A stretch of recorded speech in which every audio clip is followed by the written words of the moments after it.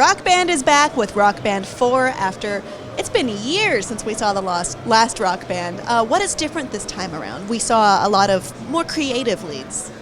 So we have a suite of features to give the player some more expressive control over what comes out of the game. Specifically, we have a new guitar solo feature, freestyle guitar solos, that let players craft their own solos on the fly. It's like just makes you feel like a rock god. It's super fun.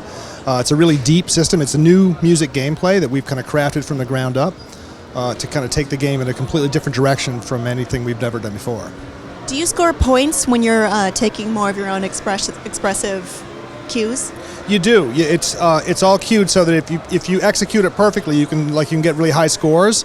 But within those constraints, you have the ability to you got a lot of different options in terms of what licks you choose and how you string them together. So you can really kind of find your own voice within the feature.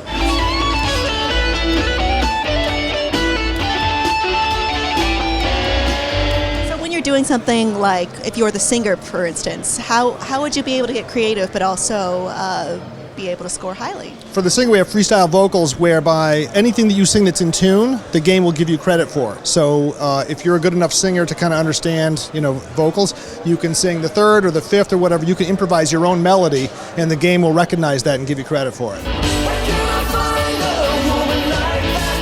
What do we have in terms of drums that's new?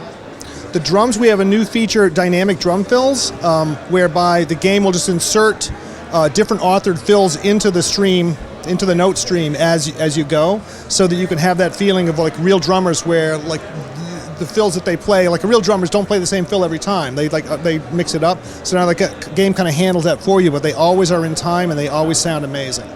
All right, so it sounds like something you would actually have to have band practice for to coordinate.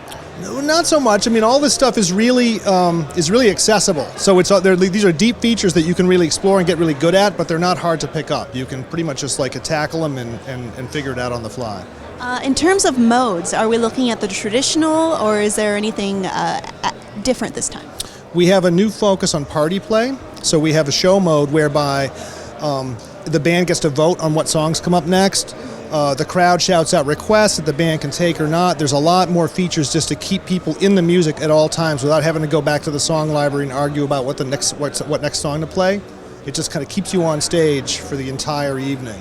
How does the crowd know what to pick? Is it random? Is there maybe relying on how they've done in different modes? You have some control over it in terms of if you have DLC on your console, it'll pick from that. And it knows what things you've chosen in the past and so forth. So it's pretty smart about giving you options that it thinks you're going to like. So it won't randomly throw out something that you have not done so well on? It might, but if that happens, you can skip past it. So ignore the crowd, which is what I would do.